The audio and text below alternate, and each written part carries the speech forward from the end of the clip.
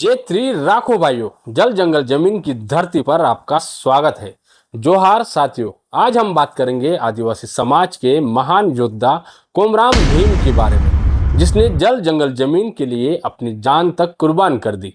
कोमराम भीम का जन्म 22 अक्टूबर 1901 को हुआ था। ये तेलंगाना राज्य के आदिलाबाद जिले के संकेपल्ली गांव में एक गोंड आदिवासी परिवार में जन्म हुआ। उस समय यह इलाका पूरी तरह जंगलों से घिरा हुआ था। यहाँ के लोग बाहर की दुनिया से कटे हुए थे। वे जंगलों और झूम खेती यानी जंगल काटकर खेती करने की परंपरा पर निर्भर थे। धीरे धीरे निजाम की रियासत ने इन इलाकों पर अपना अधिकार जमाना शुरू किया। ब्राह्मण, मुसलमान और कौमी उच्च जाति लोगों को जमीनें पट्टे पर दी गई, पर असली जंगल के मालिक गोंड आदिवासियों को कोई अधिकार नहीं मिला। गोंड लोगों से टैक्स वसूला जाने लगा। लकड़ी काटने, खेत जोतने और जंगल से फल तोड़ने पर भी कर देना पड़ता था। यहाँ तक कि पेड़ काटने या जंगल में शिकार करने पर भी रोक लगा दी गई थी। जो विरोध करता उससे मारा पीटा जाता था, झूठे केस लगाए जाते और जेल भेज दिया जाता।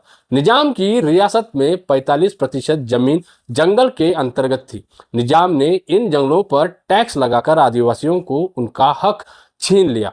किसी के पास भी अपनी जमीन का सरकारी कागज नहीं था, इसलिए प्रशासन ने सब कुछ सरकारी जमीन घोषित कर दिया।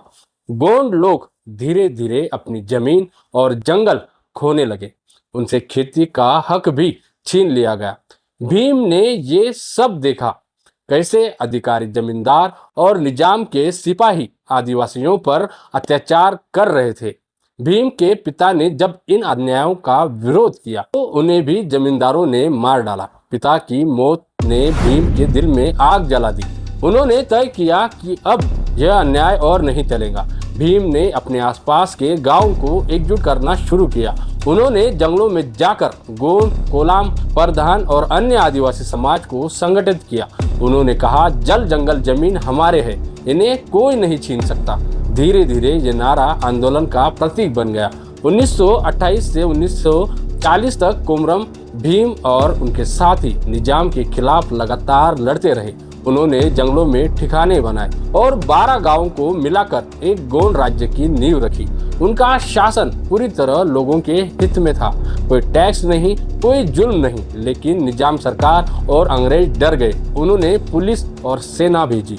1 सितंबर 1940 को निजाम की सेना ने जोड़ाघाट गांव को चारों ओर से घेर लिया। कोमराम भीम और उनके साथियों ने बहादुरी से मुकाबला किया। वे आखिरी सांस तक लड़े। 16 अक्टूबर 1940 को लड़ाई में कोमराम भीम और 11 आदिवासी साथी शहीद हो गए। सैकड़ों घायल हुए, लेकिन उन्होंने अपने जंगल और जमीन की रक्षा करते हुए जान दे दी। भीम ने जल जंगल जमीन का नारा दिया, जो आज भी हर आदिवासी के दिल में गूंजता है। उनका संघर्ष केवल निजाम के खिलाफ नहीं था, वो हर उस ताकत के खिलाफ था जो आदिवासी जीवन, संस्कृति और हक छीनना चाहती थी। उनकी शहादत के बाद आदिवासी समाज ने उन्हें अपने नायक, अपने पुरखे की तरह मान दिया। आज भी तेलंगाना, महाराष्ट्र, छत्तीसगढ़ और भारत के कई हिस्सों में कोमराम भीम का नाम श्रद्धा से लिया जाता है।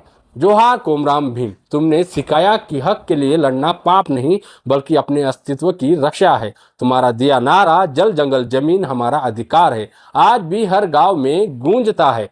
जय श्री राखो भाइयों, जल जंगल जमीन की रक्षा करो।